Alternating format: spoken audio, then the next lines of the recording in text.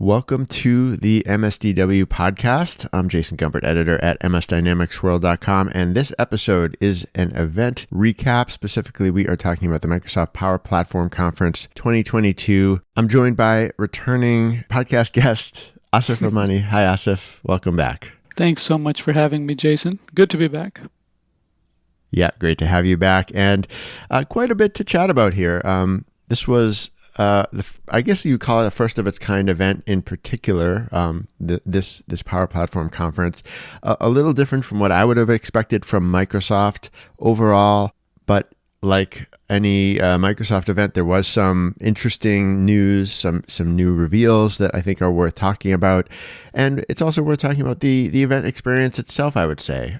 So yeah, I'm looking forward to getting into it. Well, why don't we start with a few of the announcements, just because it's maybe an easy place to start. It's something I've already covered a bit in an article I've written. I think you talked about it a bit. We should mention you've done your own recap on LinkedIn of what happened at the event. But just to run through a few of the top announcements from my side, and you can let me know what you think. You know, in terms of products and R&D, there's the new cards feature for Power Apps, co-authoring for Power Apps, again, sort of a development feature. On the process side, there's an automation COE toolkit, which I think got a very good response at the event. They also announced an new SAP connectors and templates, which for people who care about that, I think was a big deal. And then some skilling news. There was other stuff, but do you want to start with any of those things, or was there anything else that really caught your attention? The overarching goal, or the vision, I should say, from Charles Lamanna, who now leads the Dynamics and Power Platform completely within Microsoft.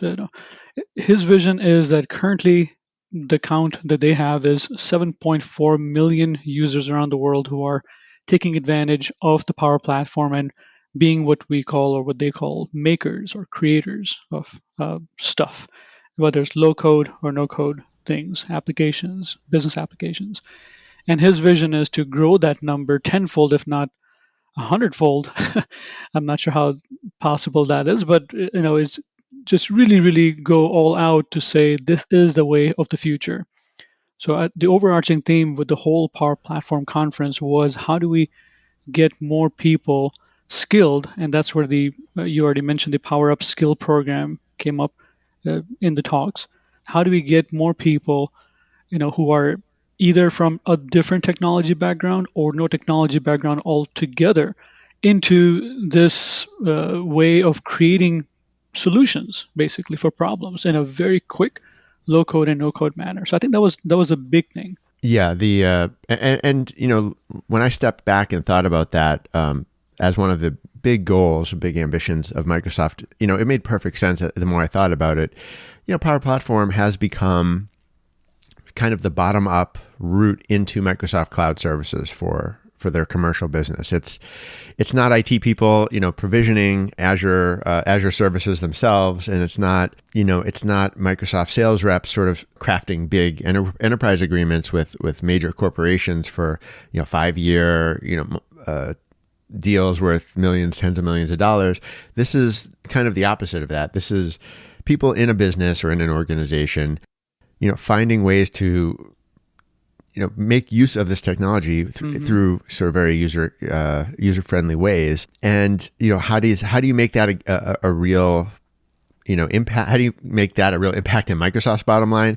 You have to get as many developers or makers as you can doing this work and enjoying it and being enthusiastic about it. And 7.4 million, as you said, was the number that they put out there, and I absolutely believe the 10x goal is real, or at least it's a vision, because that is what makes Power Platform relevant for the long term at Microsoft. I think the vision is great. The execution might be challenging, just to be honest and transparent about it, because we're looking at the applications which are not as simple as Excel. Excel is, of course, one of those most powerful end user applications that everybody has used to build solutions, whether it's just quick spreadsheets, pivot charts, tables, whatever.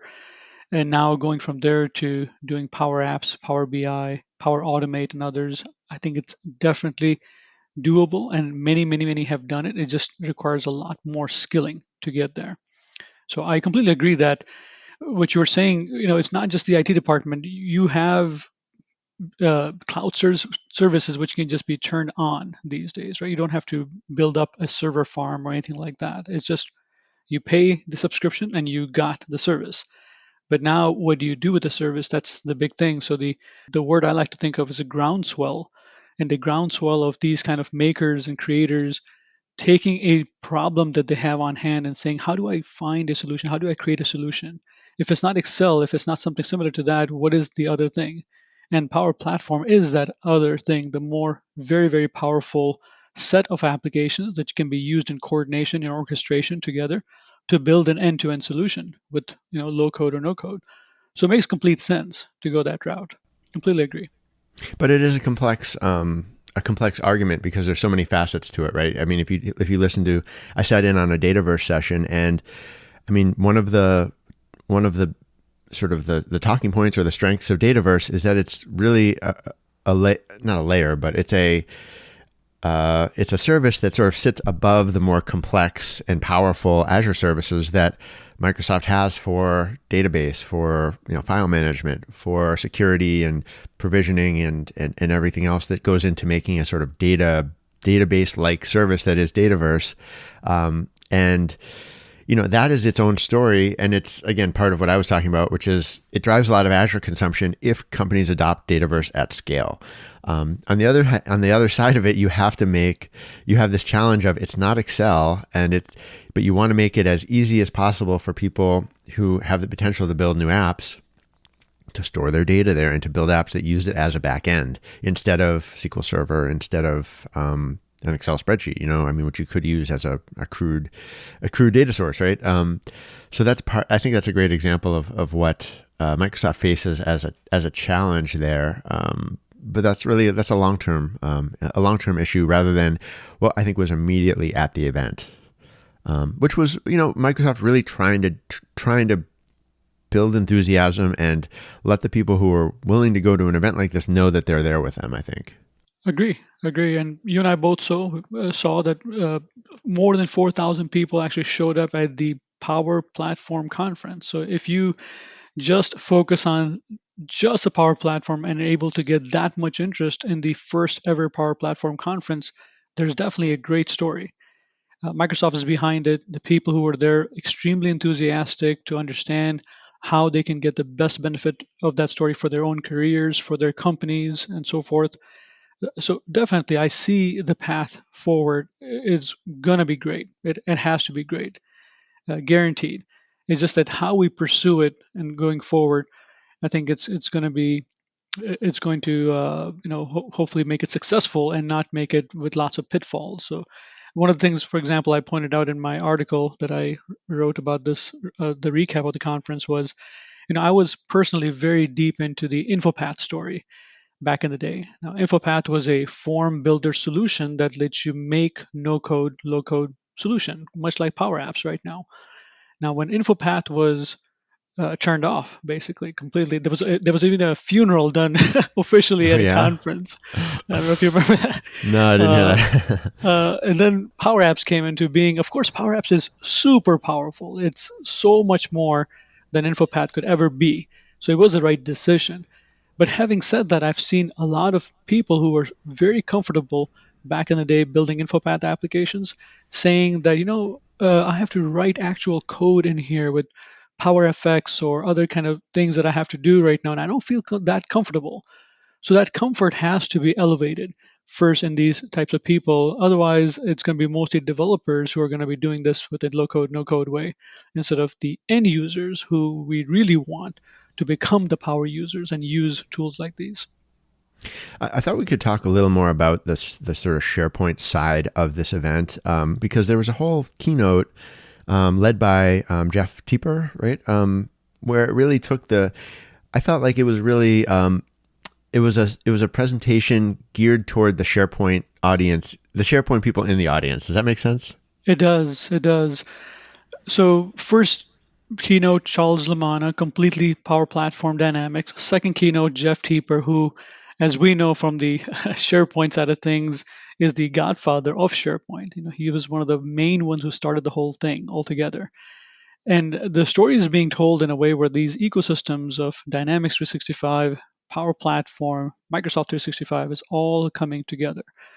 So at the conference, for example, there were folks like me who have a very strong background within SharePoint and Microsoft 365 and so forth, and now have, at least myself, I've gotten into Dynamics last few years.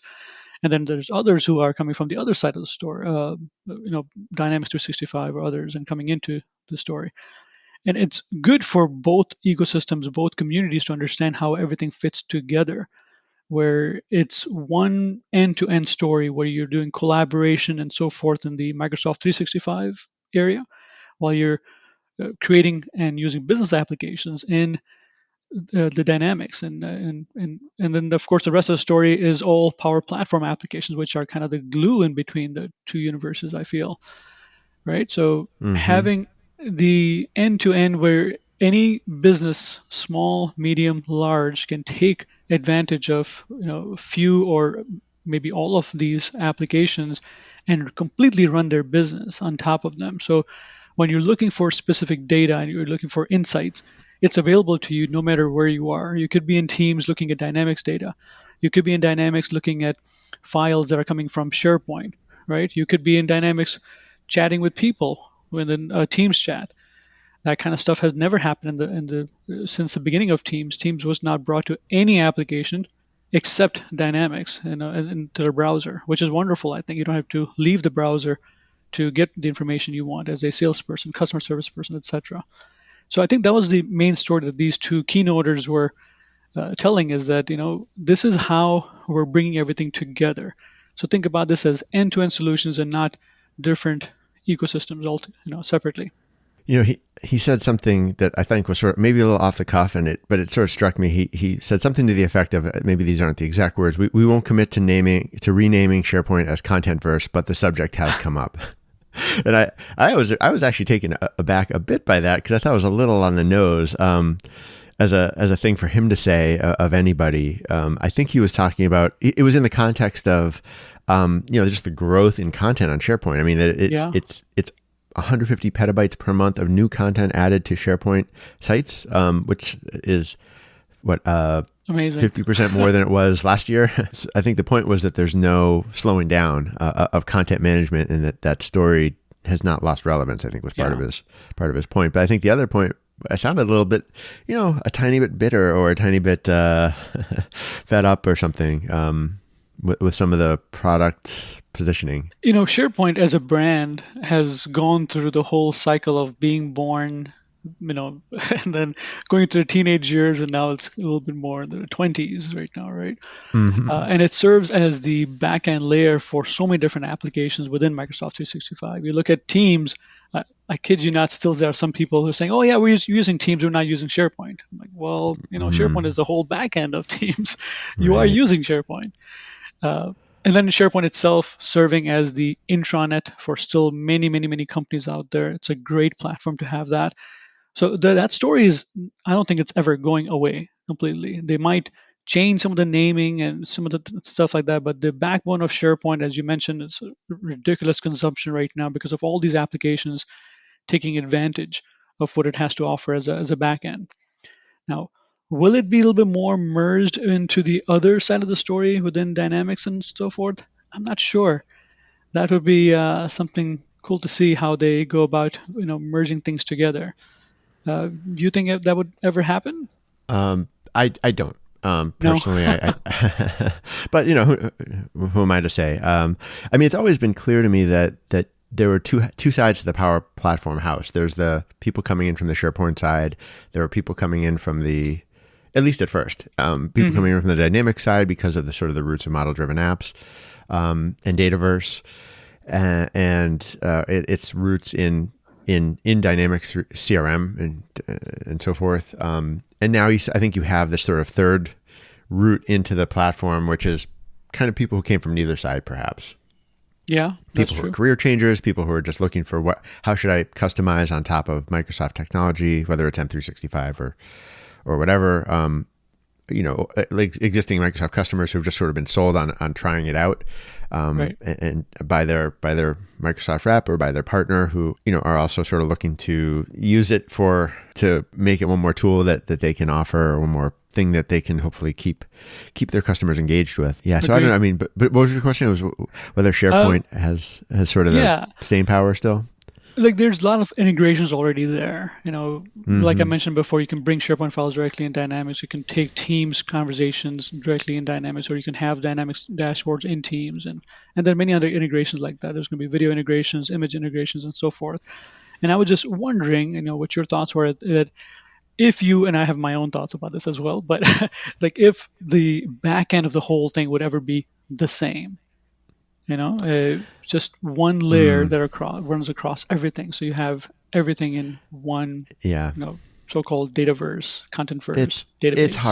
hard for me to imagine. I mean, Hmm. like we said, like the scale of SharePoint, it's just hard to see. It's I think massive. the Dataverse message seems to be build your new apps with us. Don't Correct. migrate to. I've never heard actually a plea or a case for migrating apps into Dataverse. I mean, maybe someone can tell me otherwise, but I mean, it's got too many. From what I've been told, just too many hurdles right now in terms of the price of it. It's very expensive, I'm told, for storage. It is. And larger apps become a bit of a problem on Dataverse. I know you can scale it up as high as with huge millions of records and so forth. But I mean, the idea of getting SharePoint merged with it, if that's what you were saying, Yeah. I can. Can you see that? I personally see it being extremely difficult to do because it is, two different ecosystems that are coming together and bringing the back end system together. It's almost like two companies merging together, and you're trying to take all these systems in the back end and making it one. And that's super difficult to do because they both have rich histories, right? Dataverse has a rich history. SharePoint and how it stores data and everything else also has a rich history, very rich actually for long, long time. But I do see the integrations, for example, a salesperson or sales manager saying, well, we're going to store our content, just to be very specific, we're going to store our files in SharePoint and have it be visible through a salesperson's related tab right there because it's much cheaper to store the content in SharePoint compared to storing it directly in Dynamics, right? So Sure. that kind of stuff Yeah. has Yeah. already been happening, and it's going to continue to happen. Well, Yeah. and that's No much more doubt. for That. economical reasons. Yeah.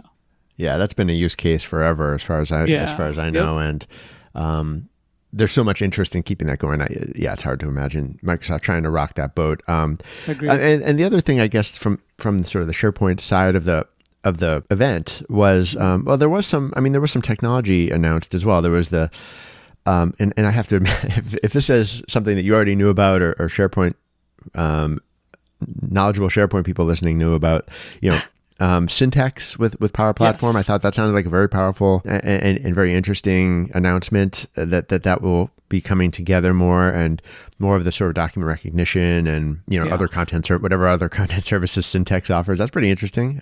It is. There's an umbrella of Cortex, and then there's Syntax. Syntax is specific to SharePoint. And the idea behind everything is that wherever I am, I get the information that I want contextually.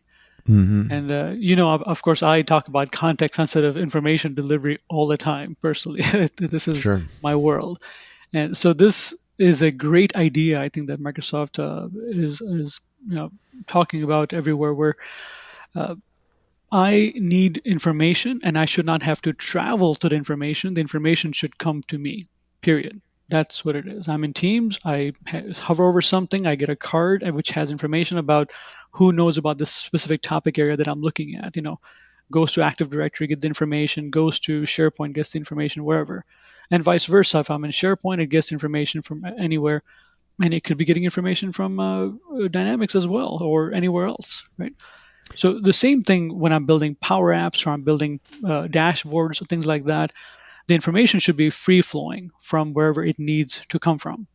That's the basic idea, in a nutshell, as to how do I just surface information to the user at their moment of need within their context, the context of their environment, and the flow of their work. It sounds like it's along the same lines of sort of the ideals of what Viva Sales is meant to do, although I don't have any idea if the technology lines up. Do you? Well, there are certain islands of things that are going on, like Viva Sales and Syntax and others, which are similar in nature, but not exactly the same. So Viva Sales, as of course you know, it is supposed to, at the end of the day, cut down on data management for sales folks, right? And they even have a Viva Sales for Salesforce as well.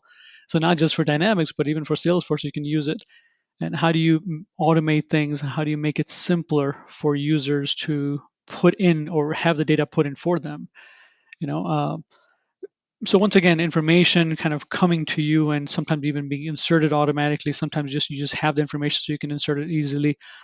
Because that's one of the big issues with sales folks. Usually, they don't like to insert that much data. They like relationships and talking to people on the phone and making sales, which is wonderful. All companies need that, but they're not as good data inputters. Is that a word? And Mm-hmm. that's what is supposed to make simple with Viva Sales. So once again, it's information coming to you at you as you need it, and in sales, of course, is coming specifically for salespeople, which is the lifeblood for all companies. Yeah, that bidirectional. So you're getting the Mhm. information you need at the right time, whether it's people who are relevant in your organization, content that's relevant, emails, communications that are relevant to the contact or to the account you're dealing with. But then anything you Exactly. do, whether it's in CRM or not, gets back to CRM in terms of the meetings you've had, the records you've updated, and so forth. Exactly. And I'm glad you mentioned email too, because there's the Outlook story, right? People living in Mm-hmm. Outlook, and how do I get the information directly in my email inbox that's coming from all these different sources? So that's accomplished as well with sales. Yeah, I mean the two major interfaces, as far as I can tell, for Viva Sales, at least the story they're telling is, stay in Outlook or stay in Teams. Presumably, those are the two places where they're saying stay where it makes the places that you're happy to work, and we'll get the data to you and from you in those places. That's a perfect way to describe it. Yep, I agree. And I can just say, I think there's a lot more to be heard about Viva Sales. I know that, and this was not the focus of the event, but there's plenty of Dynamics 365 partners out there that are very interested in seeing how Viva Sales evolves and how much traction they can get with it. Absolutely. Absolutely. There's a lot Um, of buzz around it. Many good articles have been written around it. It's not really a reality yet. Obviously, it's not in GA where people are actually using it in production. People are trying it. mm-hmm. I think it's a good idea, and it's gonna get It traction does for reach sure. GA very shortly, though, I don't formally. know the date exactly. Do you know the Yeah, date? October 3rd. Really? Wow, Viva that's pretty Sales. Yeah. close. Yeah, I mean, they sort of snuck an announcement out last week, I believe, end of last week, and I just covered it yesterday as of Wonderful. this recording. Yeah. Yeah, it So would be great official to see what GA kind of October traction it 3rd. Yeah. gets. Yeah, exactly. I mean, I can just say from our site, I know there are some people who are very interested to talk about it, to write about it. Vendors who have related sales enablement or sales intelligence type of solutions that want to Hmm. see how it aligns with what they do. Because it's certainly not, Microsoft certainly didn't invent this space, but with sales intelligence and so forth. But ISVs seem to be jumping on the bandwagon too. Yeah, sales enablement, as you mentioned, is that's a big, big Hmm. area. There's Yeah, actually they announced conferences around that. Yeah. partnership with Seismic, a big sales enablement vendor Hmm. who are going to insert some of their capabilities into the flow of not flow, that's maybe the wrong word, but into the context of Viva Sales. So Gotcha. yeah, plenty. So yeah, getting back to the event, maybe I just want to spend a Hmm. couple minutes talking about sort of the event experience. I know you wrote about this as well. My impressions, because I arrived sort of last minute with some help from you, thankfully. Very crowded, very like overflowing. Certainly not what the event organizing team, which was not Microsoft, it was a third party event organizer who knows the Microsoft space very well, but they had not sort of planned for the number of people that were eventually in there, or they maxed out what was possible, I guess you would say. Again, not a criticism of the organizers, but that was sort of the situation, and it led to a very crowded event. It was pretty crowded. Uh, I wouldn't say it was uncomfortable, but it was definitely crowded. Though it was At the limit, bigger. perhaps, yeah. Yeah, it was more people than anybody expected to see in that space, especially after COVID. Well, I don't know if I should say after COVID or we're still living in COVID. But most of these restrictions, of course, have been lifted now, so people feel comfortable being around these people. But it was still a lot of people. It truly felt like an event that happened in 2019 or earlier, with large crowds. Right? You had rooms. I've been to many of the sessions. I was looking, and there were people outside in the hallway looking in because there was no seats available. And then other people were asking, well, can I get content for this session? And the answer usually was, well, you'll get the slides, but there's no recording. So that was a bummer for many people. And I completely agree, because if you're paying for it, obviously you want to be able to take advantage of as much content as possible. It was definitely rocky. There were definitely challenges like that happened. As you mentioned, the first projection of this was not supposed to be that big. So the organizer who organized it alongside Microsoft. So Microsoft definitely did a lot of organization too, by the way. But them and then the other organizer, third party, I think they tried their best, but it was limitations of the location, limitations of just the amount of planning that they could do in the time that they had. And the attendance numbers just rocketed up the last couple of months of the conference. I mean, more than doubled actually. So it's I can definitely see how difficult that would be to do that. Having said that, it's already been announced it's going to be in Las Vegas next year, which has a lot more space to expand. I believe in MGM is the location. And having been to that particular conference area many, many times, I know there's a lot of room for expansion over there. So that shouldn't be a problem. Interesting to hear you say that Microsoft had a hand in planning, because I didn't see Microsoft's fingerprints on this event too much. I certainly believe that their leadership, the product leadership team, wanted this to happen and were driving it. You don't see any of the hallmarks of sort of the earlier era of Microsoft planned events. Let's say this did not look like an event that Microsoft was putting on, and I suspect whatever team used to put on events for Microsoft, I suspect is not there in its current form anymore, just because of the impact of the pandemic and having 2 years of not doing those big events, that they don't have kind of that team in place that they once did. Maybe they'll rebuild it, and maybe like you said, the new event, the next year's event in a bigger space will look more to me like a Microsoft event. And I think it should, because this was a Microsoft event in terms of its goals, in terms of its in terms of who presented, in terms of who promoted it. So everything else about it but it ran like, I think it came from an event organization that has a tradition in the SharePoint space, right? It does. More than anything else. So,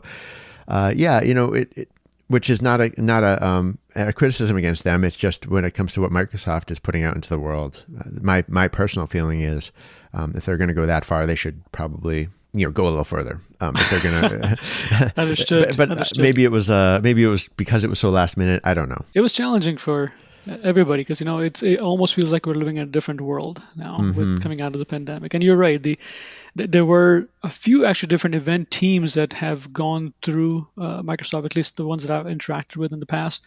And I don't believe any of these event teams or leaders were there planning this one. It was a lot more actual Microsoft employees who are in the Power Platform and in the dynamic space and stuff like that, who were actually helping out with the planning. So it was not professional event managers, or at least not for the most part, but it was a lot of people who really knew the content, the energy, the community, who helped, and they definitely did help quite a bit. I know that's for a fact, to do that. True, there were definitely rough edges, and they need to be improved, and they will be improved for sure. But this was almost like it was truly a come out party for Microsoft, who have not traveled anywhere for the last couple of years. This was, as you saw and I saw, there were so many speakers, so many people in general from Microsoft, that it truly felt like an Ignite or an Inspire or something like that, Microsoft event. Yeah, and I think Microsoft leaders who were there, Lamana and his team, I think they felt quite a bit of love from the audience. It was an audience of fans, of believers, people who have bought into this vision, who have committed their careers to it for the moment at least. I think Charles Lamana even said something to that to that effect near the end of the event on stage that, he almost was surprised or was really, sort of affected by what he was seeing and hearing at the event. I think they maybe were even a little surprised at how well it drew. I'm not sure what their expectations were, obviously, but I sensed that they came away from it with a good feeling in terms of what they were getting back from the attendees. 100%. Absolutely. There was a lot of excitement at the conference. And I don't say that just to pump up this thing. I have no personal stake. I'm not a Microsoft employee. I am a Microsoft MVP, but it's not like I get paid for that. So I truly saw and believe that the excitement that was there in this conference is going to continue on forward at other conferences of the same caliber, the same focus, because people are hungry for this information. It's easier through the Power Platform to get into the Microsoft ecosystem, whether you're completely a non-technology person coming in trying to make your way in, or if you're coming from a different different ecosystem altogether, like SAP, IBM, Google, whatever. That Microsoft is a rocket ship that's going up and it's rocking the world, as we all know. Their stock price and the valuation at all, it's been amazing to see. And if you want to tie your ship in terms of anything, just being a consultant or a consulting company, an ISV or whatever, that this is the way to go. And how do you get into it? Well, Power Platform is a great way to get into it, an easy way to get into it, right? Start making applications, start making solutions, and scaling it from there. So I definitely see the excitement, and you're right that Charles and others definitely saw that and said that and reflected that in their keynote and other presentations, that we feel the love and we want to give back to the community. And I think this is just a start of a very long journey of deeper and deeper, penetration into the world as a whole for Microsoft as where they're headed. Yeah, well put. I think an event next year might look a little different from this year, just in terms of the execution of it. Might look different, might feel a bit different, but I think there's no question that they will build on what they talked about and what they presented this year, whether it's from executives or what you hear from presenters who are maybe on the implementation side or I don't know, even you and I might be talking about it slightly differently in terms of what's new and where some of the focus is, but it's certainly a building block. I would definitely agree for the future. Absolutely. Well, Asif, thank you so much for joining me. I think maybe we'll wrap it up there, but that's the first Microsoft Power Platform conference in the books. Anything else you wanted to mention or point our audience toward before we wrap up? One thing. So I started out talking about how Microsoft is looking to get more people, more creators, more makers into the Microsoft fold, basically with the Power Platform, and that theme has been continued on throughout. I think another thing that Microsoft is doing, which I really appreciate, is getting a lot more friendlier with other ecosystems. So SAP, Salesforce, they're not saying that you have to use only our solutions. They're saying, okay, if you're using other things, that's fine, but we'll integrate. So there was an acquisition of a company called Clear Software that happened in 2021, for example, which is taking organizations running SAP and Power Apps, Power Automate, and enabling large-scale adoption through the Power Platform. And I see all that stuff happening a whole lot more, which is wonderful because these companies are doing the same thing that the society as a whole is embracing, the diversity, the inclusion of all these technologies and of all these different types of people around the world.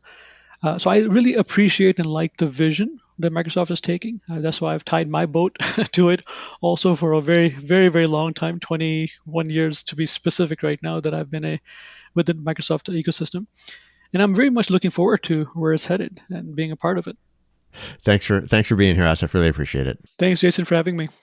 Well, we'll wrap it up there. This has been another episode of the MSDW podcast. I have a link to Asif's recap article.